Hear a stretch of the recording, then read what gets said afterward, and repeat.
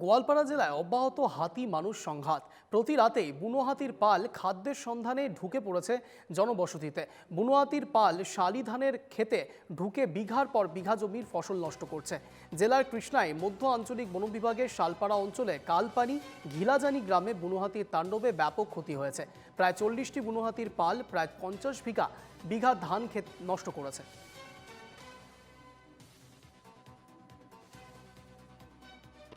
ইয়াতে 12 বিঘা দাগ আছে আমাৰ দুই ভাইৰ এক লগতে আছে এছমালিতে আছে সেইটো এতিয়া মোটামুটি আমি খেদিছোঁ 8টাৰ পৰা 3টা বাজিলৈ সন্ধিয়া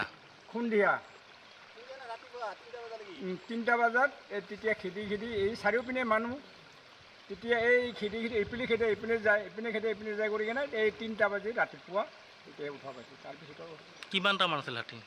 মোটামুটি 40টা।